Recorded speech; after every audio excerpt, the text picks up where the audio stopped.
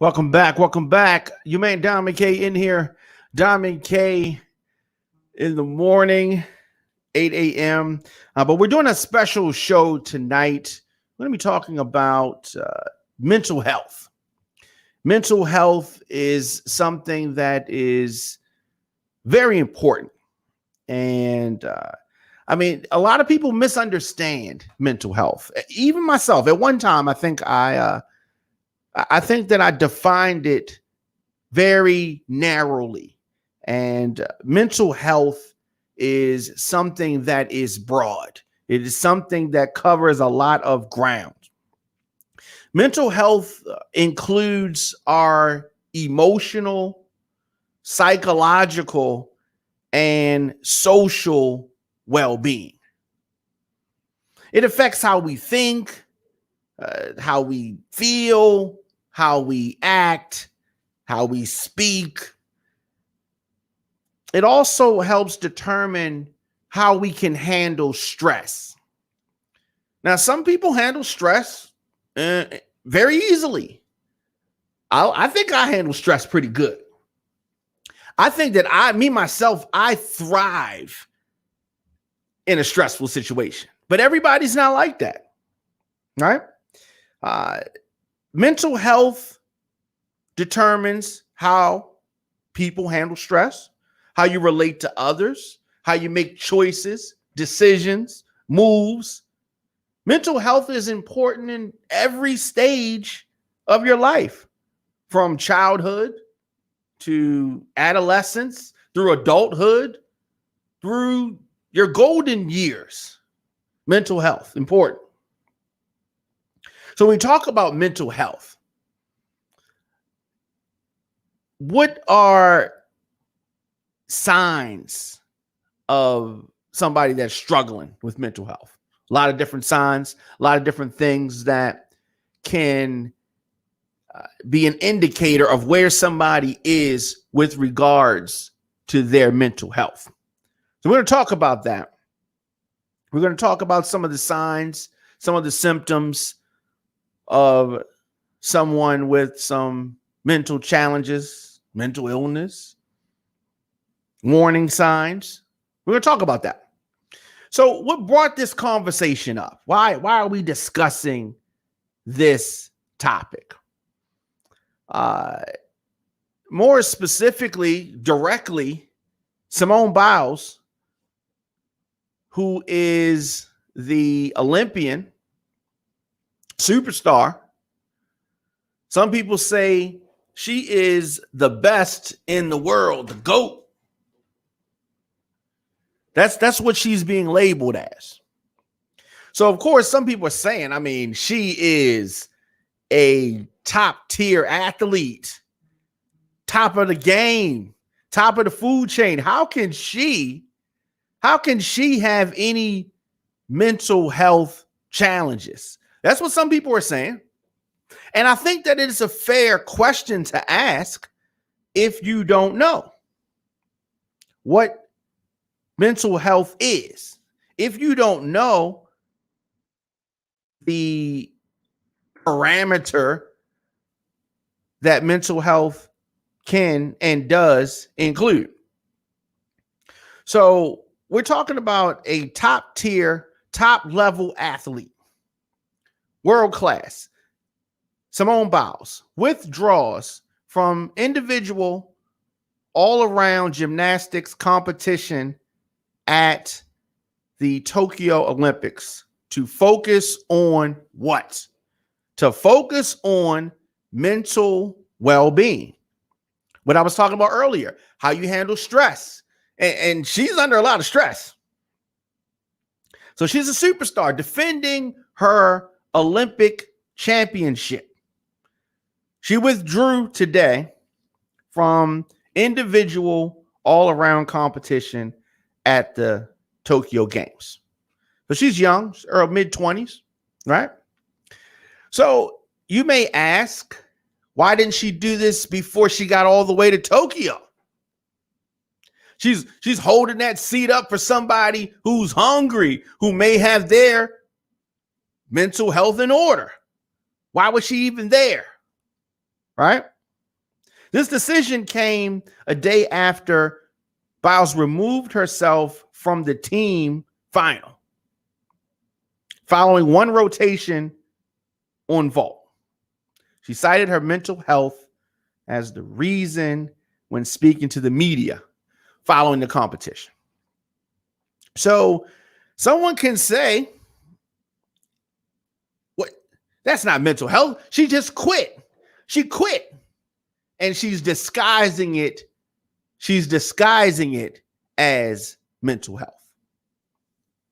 And if you were to say that, I wouldn't say that you're necessarily wrong, but what I would say is that's just part of the story. All right. Maybe, did you ever see Rocky? So once he got to the top of the food chain, once after he went through the struggles to get the title and become a champion, then he's what they call eating fat on the hog. He's kicking back. He's not training. He's going to parties. He's doing all these things, not the things that he did when he was on the rise. It happens to a lot of athletes.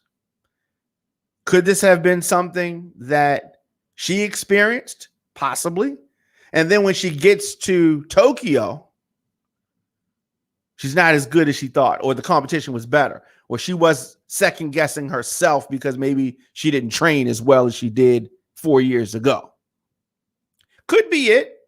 I'm not going to dispute whether that is the fact or not. And maybe seeing that, she felt that she could not be up to where she was, and she already is under a lot of pressure, and she decided to withdraw herself. That could be the case. Now, what was the mental state that got her to the point of wanting to withdraw? That is her mental health. That's what we're talking about when we talk about mental health. What brought her? How did she handle the stress? How is she dealing with the stress? So after further medical evaluation, she withdrew. So does she need some counseling? Does she need to speak to someone? Yeah, she does. And what you have to understand, and she's young, but you can be older and still not know this, is she can only do what she can do, right? And many athletes, many Olympic athletes deal with the pressure of that athletic role.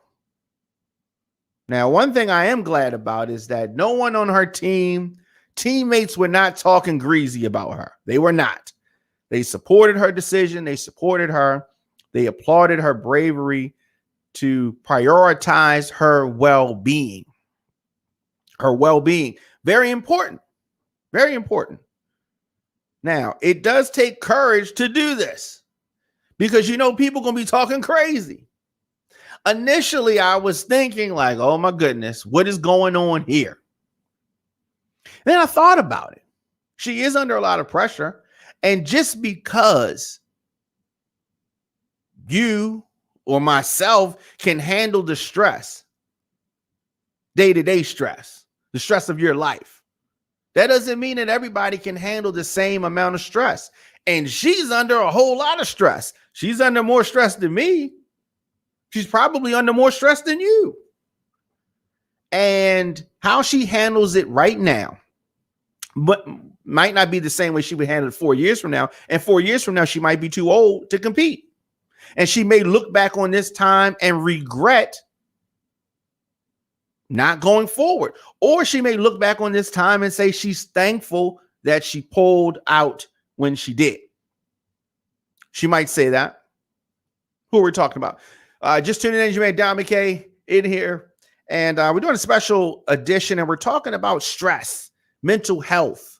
And we're also talking about the superstar athlete, Simone Biles, and her decision to pull back, withdraw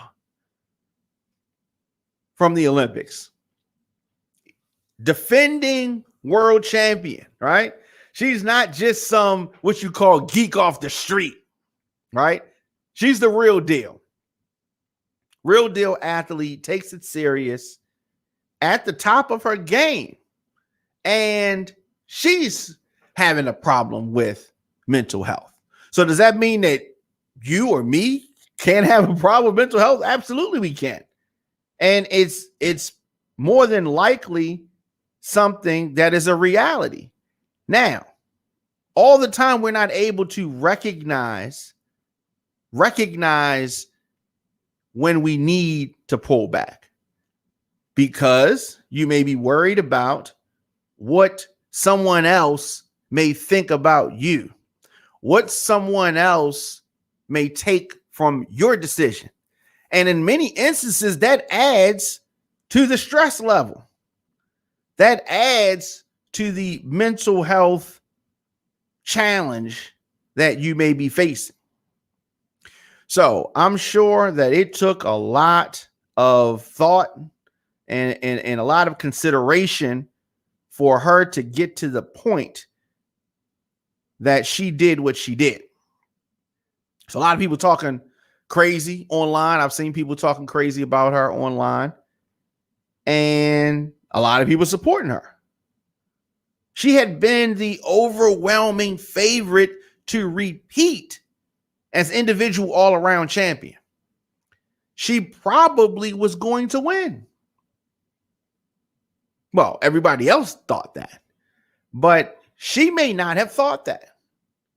Her status was left in doubt earlier this week. She told the media she wasn't sure if she would be able to compete on today. So initially, a lot of people said, well, maybe she's injured. She put that to rest. She's not injured. She said that. She's not injured. And initially, I thought one thing, but after talking it over, thinking about it deeper, I realized she made the right decision. And whatever we may think, you want America to win the gold and all of that kind of stuff, her personal well-being is more important. Because if you don't have your head all the way in the game, right? She's not a professional librarian, right? She's a gymnast. Her life is on the line, and if her head's not in the game, this is a threat. This is a threat to her life if she's not in the game mentally. 24 years old, came to Tokyo as arguably the face of the games. She's the face. So when you talk about pressure, that's a lot of pressure. Everybody can't handle the pressure, right? So you look at Michael Jordan under immense pressure all the time, self-imposed pressure, right? He put the team on his back for years, and he was motivated by stuff that happened in his childhood. This coach said this coach said that, this coach picked this person over him, and he used that as fuel. And then different players may have said something crazy or did something that he didn't like, and he used that as fuel. So sometimes we look at those people that can handle the pressure and say everybody's supposed to do it like that. Kobe handled pressure. LeBron handles pressure. Muhammad Ali handled pressure. Why can't you handle pressure, right? Everybody's not the same. It took a long time for me to understand that in my own life, right? So I have a background in IT. And sometimes people would ask me questions and I would be frustrated. Why are they asking me this? This is a basic question. Why don't they know the answer to this? Right? And I would get frustrated. I would talk to my father about it. I'm saying, damn, these people are trying to play me. Why they asking me these questions and they already know the answer? Everybody knows this and whatever it was. But everybody doesn't know. And it took me a while to understand that everybody doesn't know. And everybody can't handle stress. And everybody is not the same. So you can't judge a person because they're different than you. We can't sit here and judge her because she is at a point that she felt she needed to pull back. We can't judge her. I'm not going to judge her. I don't think you should judge her either. Your man Dom McKay in here at the Diamond K Show, at Radio on Fire. So some warning signs of mental illness: sleep or appetite changes, dramatic sleep and appetite changes, or a decline in personal care. Mood changes. These are some warning signs. Rapid or dramatic shifts in emotions or depressed feelings. Withdrawal. Recent social withdrawal. Loss of interest in activities previously enjoyed. Now, I think that is something that's happening here. Some of her teammates said that they noticed that something was wrong, something was different.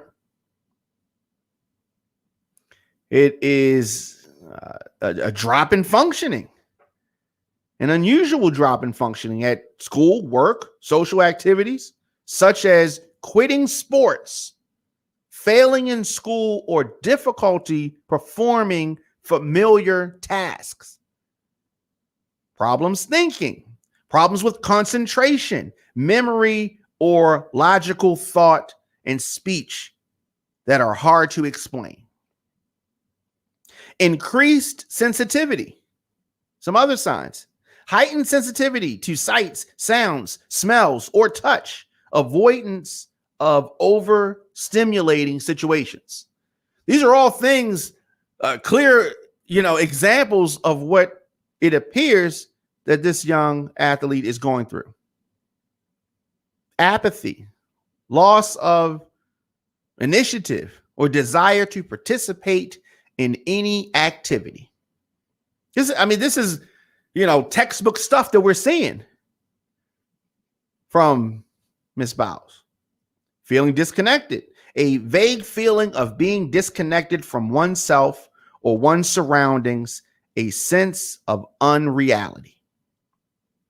Illogical thinking, unusual or exaggerated beliefs about personal powers to understand meanings or influence events, illogical or magical thinking, typical of childhood in an adult.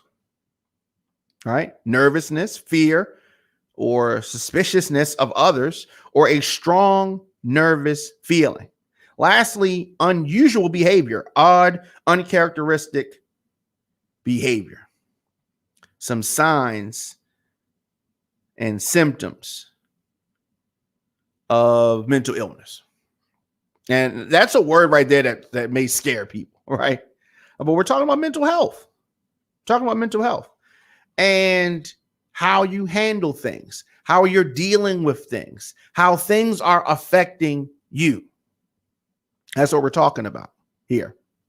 Diamond K in here, radioonfire.com. Of course, miss any episodes of our programs, you can always search the Diamond K Show, Apple Podcast, Google Podcast, Stitcher, Spotify, WRF Radio, radioonfire.com, youtube.com/DJ Diamond K, etc., etc. But I wanted to really talk about mental health, not a subject that I get to discuss often. Quite honestly, it's not something that I get to talk about often. But we're talking mainly, what brought this subject on is the Olympic athlete, star athlete, with the pressure of the world on her back, Simone Biles. She posted on social media earlier this week that she felt the weight of the world on her shoulders. She posted this to social media. The weight became too heavy after vaulting during team finals. She lost herself in midair and completed a one and a half twist instead of 2.5. She consulted with the U.S. team doctor before walking off the field of play. When she returned, she took off her bar grips. She hugged her teammates and turned into the team's head cheerleader as the U.S. claimed the silver behind Russia's Olympic Committee. So the decision leaves the door wide open for the all-around title that was long considered a foregone conclusion. She doesn't have her head in the game, and what is fascinating about this is that this can be a teachable moment. There are many people that have less weight per se, but your individual weight in your own life can feel as heavy as the weight that she is bearing. So I don't want to just say just because she's an Olympic athlete and you work at Chick-fil-A that her weight is any less heavy than yours, right? Any less heavy than yours. Mental health, that's what we're talking about. I had a very good friend of mine that committed suicide. I don't talk about this too often, but I do talk about it from time to time. I had a good friend that committed suicide. And this is way before mental health was even in the conversation. I didn't understand what was going on. He had a tough breakup, and he reached out to me for conversation about it. And, you know, and I entertained the conversation. I was with him when he met the girl, and I didn't think that it was a good matchup personally, right? I felt that she dated more street guys, and he wasn't a street guy, right? And but she gave him a shot. They dated for a time. The guy she was dating was locked up. She dated my homeboy, and it went fine for a while. He fell in love with her. She seemed to like him. Then the guy that she was dating previously came home from jail, and she stopped dating my homeboy. And, you know, so the guy coming home from jail, he had money, he had cars, he had all these things that she was used to. And then he wanted to still be with her, but she was, you know, she was roughing it with him per se. And now she's back with the drug dealer. So my homeboy, he starts selling drugs, trying to get money. And he wasn't from this mob. Like that wasn't his lane, but he did it. And I'm telling him the whole time, like, why are you doing this? It's not working out. Like, it's not a good idea. He went away to Job Corps. He comes back and he's trying to get money. So he's back into that lifestyle, trying to, and she just does not reconnect with him. It was just like he was just something to do while her guy was locked up. And he could not handle the rejection from her, right? He could not handle it. And he would call me, we would talk about it. And I got to the point where I was tired of talking about it, right? She don't like you, move on, right? That was my vibe. That was the wrong, I mean, it was wrong to say it in the way that I said it. I wanted him to move on. And I just got frustrated with the fact that he didn't see it. You don't see it. She don't like you. Leave her alone. There's other girls out here. Move on, right? And he called me this one day, and I was running late for work, and I didn't take the time to talk to him, right? Did not take the time to talk to him. I kind of, talk to you, because I felt like he wanted to say the same thing, right? Now, he ended up killing himself after we got off the phone. And for years, that really haunted me because I felt like if I had had that conversation, maybe I could have prevented it. I don't know. I probably would not have been, because I think that my vibe would have been the same that it always had been. Like, yo, leave alone. What are you worrying about it for, right? You know, we deal with breakups, right? And just because I was able to handle stuff, moved on, no problem, he was not able to do it. This is mental health, but this is in the 90s, right? Mental health was not a buzzword at that time. It wasn't something that people was talking about at that time. So anyway, my friend shoots himself, kills himself. His mother finds him in the house. It was a whole terrible, horrible thing, right? And, so it really gave me a different perspective. Once it took me years to get past the grief and the guilt that I was, shouldering myself, right? And it didn't cripple me, right? But it was very devastating. And I remember seeing a family member of his years later, 10 years later, 10 or 15 years later, seeing a family member of his in a store and just bursting into tears, just years later, it was still affecting me. And up until, I would probably say, maybe about 2 or 3 years ago, I was able to kind of reconcile with it a little bit. He came to me in a dream, right? He came to me in a dream about 3 years ago. And we had this conversation. So I guess, this is a dream. So it's like in my subconscious or whatever. So we had this conversation, and that gave me some relief mentally for the situation. I'm saying all that to say this. I've dealt with breakups. I've dealt with rejection. And I felt at the time that he should have been able to deal with that rejection. He should have been able to deal with that. And he couldn't. It was literally more than he could bear. And there are a lot of people who are at different, varying degrees of being able to deal with stress, rejection, pressure, all of these things. So we cannot, judge folks who handle things differently than us. And I myself have struggled with being frustrated. So I had that situation. There have been other situations in my life with other people where I've been frustrated because they don't handle a situation like me. But I always have to bring myself back to my friend who committed suicide because he could not deal with the pressure of rejection. And I'm sure that there are a lot of people out there who have had situations where people may have taken their own life, or maybe tried to hurt themselves, or done something because they could not deal with pressure.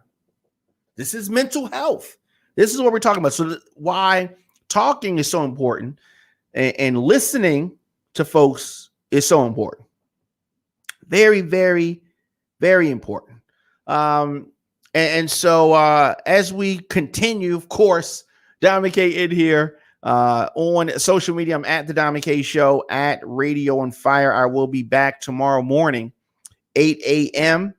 And we're going to talk about a lot of the news of the day tomorrow. But today I wanted to talk about mental health and how very, very important it is. And it will continue to be. Okay, hey, just Janika, right? All right, so let's do this. Let's take a quick break and come back with more of the show after this.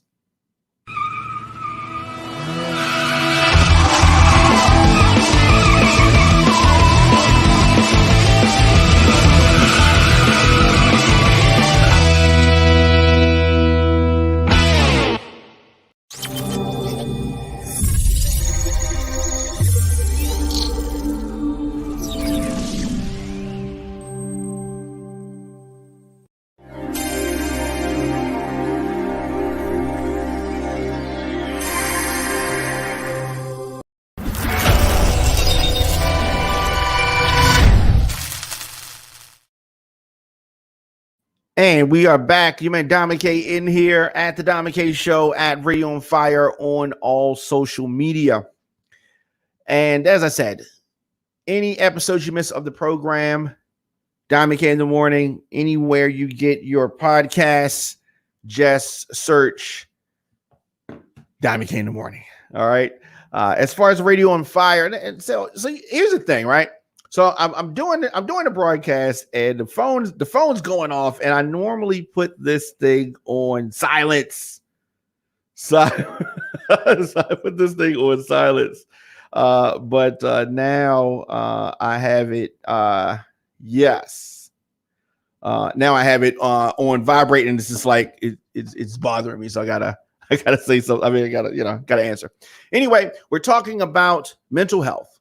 We are talking about Olympus, Olympic gymnast. I'm all over the place. Olympic gymnast Simone Biles withdrawing from her competition in the Olympics. Right? It already was delayed a year because of the pandemic. So you got that. You have that happening. Delayed for a year. Finally gets there. She's already been to the mountaintop, but the pressure immense. Pressure too much. Now, have we seen other athletes be under pressure, rise to the occasion, time after time after time? Yes, we have. But that doesn't mean that she has that same ability to continue to do that.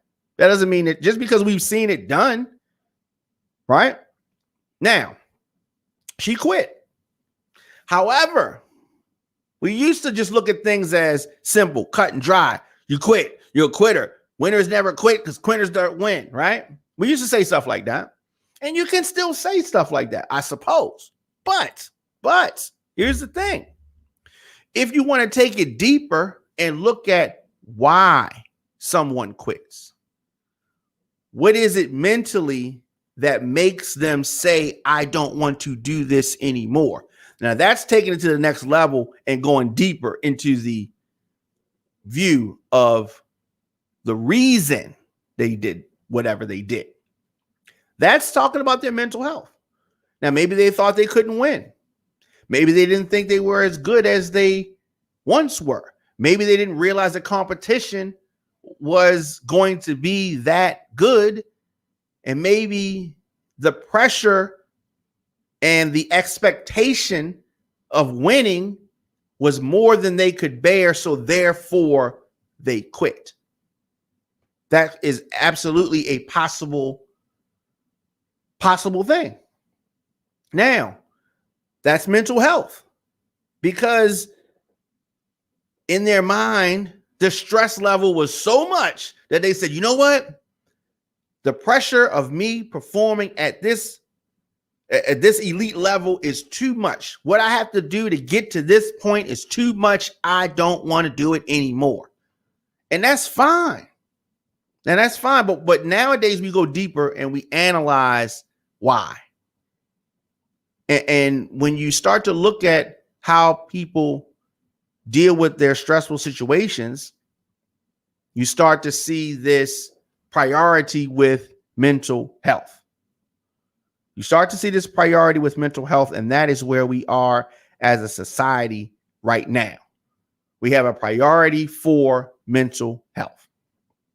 Now, I used to think that even having this discussion was a sign of weakness. Why are we talking about this?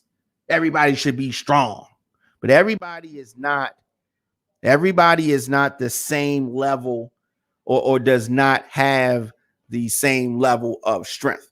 So I could talk about this all day. But I want to bring on the very lovely Just Janika. How are you doing? I am well. How are you? I'm good. What's going on with you this evening? Nothing, not a lot. Just was listening in on your show, and I was like, I want to chime in. So thank you for allowing me to. Absolutely. So, what are your thoughts on mental health? And this is like when we were growing up. This is not even a topic that I don't even think this word even existed. Like this combination of words. It's not even something that people looked at. Like, what are your thoughts on mental health? Is it important? It absolutely did not exist when we were younger, and it absolutely is important for us to talk about it more and more each day, every day, because there's so many people suffering. And like you were talking about with your friend, who knew? Right. Who knew that a breakup will cause somebody to want to end their life? But it's true. It has been true for a long time, but it was not talked about. It was not, especially in our community, in the Black community, it was not talked about. So when someone killed themselves, you rarely knew that they actually killed themselves. You knew they died. You knew they were no longer with us, but you never knew the circumstances in which they actually passed away until probably years later. As a child, I never knew about suicide or people killing themselves. That's just something that was just not spoken about. So yes, it's very important. Yes. Why do you think in our community, why is it something that's so taboo? Like why is it tiptoed around so much? I have no idea. Um, our people, we say, what happens in our house stays in our house, those type of things, which was totally wrong. I mean, that's just how we live. That's what we was taught to live by, how we was taught to do things. And it was totally incorrect because so many things happen in households that children did not speak about because they were afraid to, not only because of the person who maybe have been doing negative or wrong things to them, but because of the parents that were screaming, don't talk about what happens in our house to anybody. When Right. those bad things were happening, they should have been screaming it to the rooftop to not only their parents, but to anybody that would listen outside the household, inside the household. So like we just was, I mean, it's crazy. We was taught so many wrong things as children that we now know as adults was just dead as wrong. Yeah. And then we took that energy and in some instances passed it on to the next generation, to our kids and all of that. So what do you do to keep your mental health in order? Oh, it's hard. And I wanted to say, I have a 26, I'll be forgetting my children's age because then I'll be telling mine. But anyway, Mhm. I have a 26-year-old daughter who still to today will tell me about things that I've said to her or my children at a younger age that was wrong. She's like, "Ma, you told me blah, blah, blah." I'm like, wow. Yeah, I was wrong. Mommy was wrong for saying that, not even realizing I was repeating the cycle, not even understanding that. But when she says those things to me today, it's like, yeah, don't listen to me. Don't raise your children like that. And of course, I've learned I do better with my grandchildren and, my children, now. But yeah, it's crazy how we repeat those cycles, but it's time to break those cycles. And I'm sorry, what did you ask me? Because I was trying to hold on to telling you about. No. It's all good. It's all good. No, I was asking you, like, what do you do to keep your mental health? Oh, Like, what do you use as a temperature check for yourself? prayer. Prayer and talking to people, talking to trusted people that I trust that will give me sound advice. Mhm. That's what I do. At one point, I had a therapist that I used to talk to, and she was great for the time frame that I did see her for. But I definitely strongly suggest that people who um, feel like they are under pressure or stress or anxiety or depression, I strongly recommend that they talk to someone, a professional, if they don't have family and friends. And even if they do have family and friends, I still suggest you talk to a professional because at the time that I was going through what I was going through, my family and friends couldn't help me. I didn't even feel comfortable. I was embarrassed to talk to my family and friends because I didn't understand what's going on with me. I'm like, what the hell? So when I talked to my therapist, that helped me out tremendously, and it got me to the point where I now can talk to family and friends. I can share comfortably now that I've went through the process of talking to a licensed therapist who is taught to and trained to help people with mental health issues. So when you see the Olympic superstar Simone Biles, when you see her withdrawing from her competition, like what were your thoughts on that? Super sad. Yeah. Super sad, just super sad. It's crazy that I feel like she doesn't have the correct management or people around her to support her enough to push through to get through. I think it was a bad decision. I think that they should not have did her the way they did her, and of course, I strongly believe it's because of her race. Um, but yeah, I'm sad about that. So when you say they should not have done her the way they did her, what do you mean? Like how do you think they did her?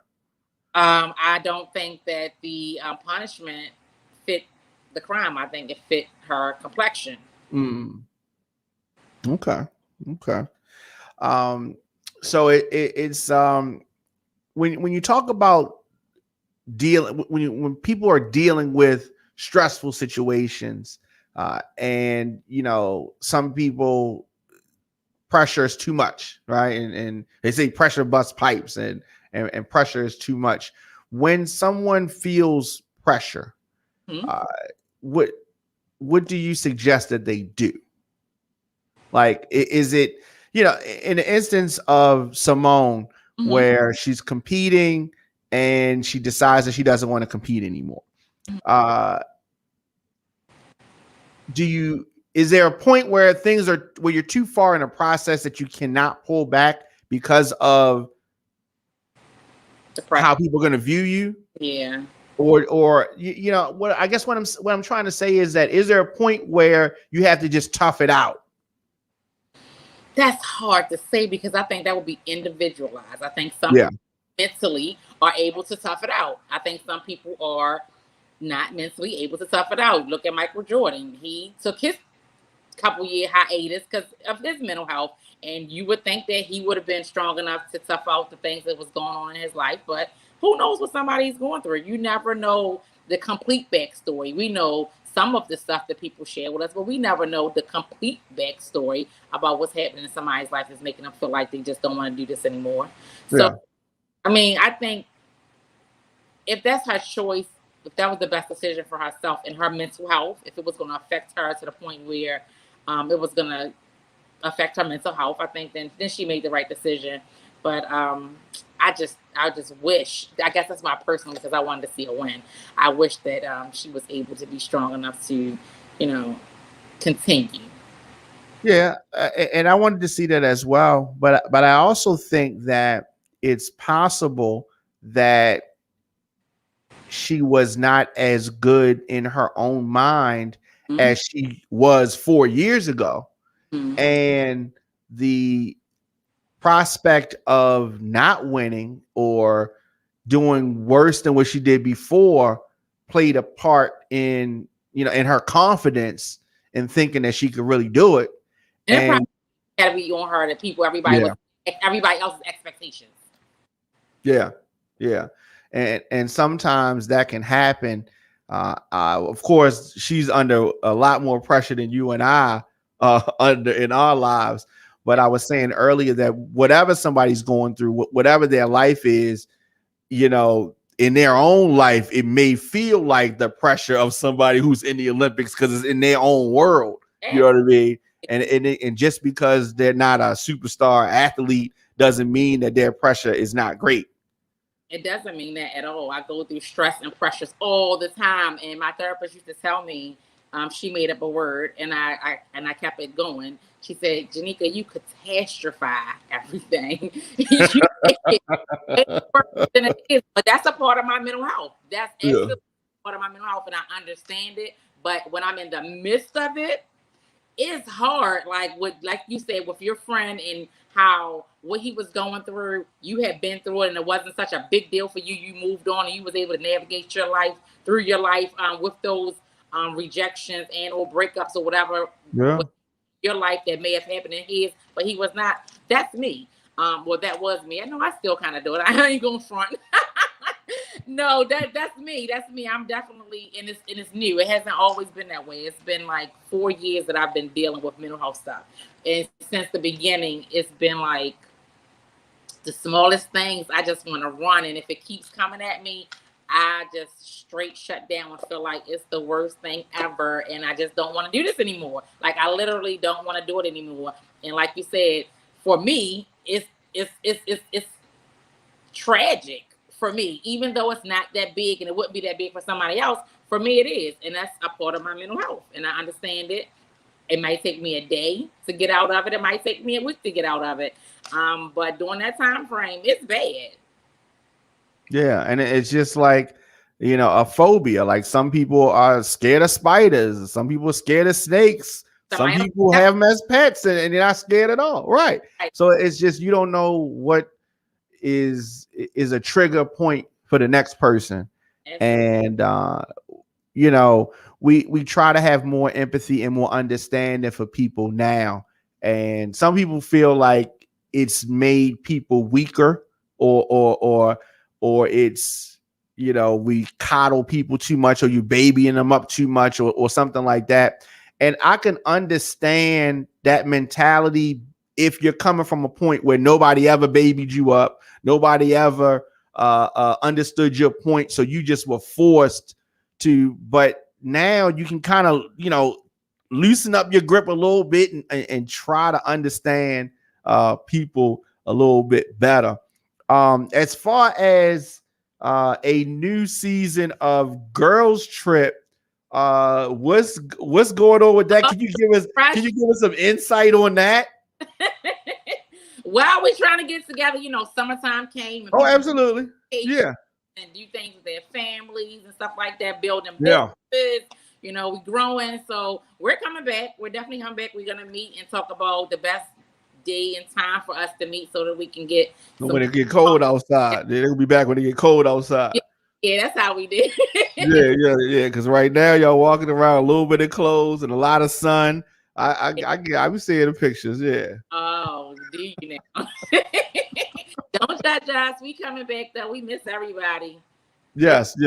And so we'll be back. Oh, that's all. That's very good. I'm looking forward to that. What else? I guess before we go, do you want to leave us with regards to mental health? What I want to say is to piggyback on what you just said. Like, you have to let some of that go. You have to let some of that stereotypical things go, as far as thinking that people are you're coddling them, or because I did. I promise you, I had a friend who would say it, and to this day, I still don't know for a fact whether or not she would say it in vain or not, like she just wanted to die. But then years ago, I used to be like, she just want attention. But what if those times that she was saying that, I felt that way and she really did kill herself, I would have been I'd have been feeling horrible, because I would have been judging her like it's BS. She just wants attention, and she might have felt that way. So I think that we have to be more sensitive to people and their struggles. And even if somebody is just doing or saying things for attention, we just can't automatically assume when somebody says things like that they don't mean it. Right. We just can't assume that people don't mean it when they speak about their feelings and the feeling of depression, anxiety, and not wanting to be here anymore, because it's real. And I would have never in a million years thought that was something I would have done, but I did. And I didn't tell anybody. I never said it before I did it. But it doesn't mean that somebody else who speaks about it prior to doesn't mean that that's how they really feel. So I think that people should definitely pay attention and do a self-check within themselves, and be a little more sensitive to people and how they feeling. Yeah, absolutely. It's real. Yeah. Really real. It is absolutely real. I really appreciate you coming on and being super transparent about I have to come back and tell my story. Absolutely. We definitely gotta do that. We definitely gotta do that. I definitely appreciate the transparency, because a lot of people just are not comfortable with being that transparent.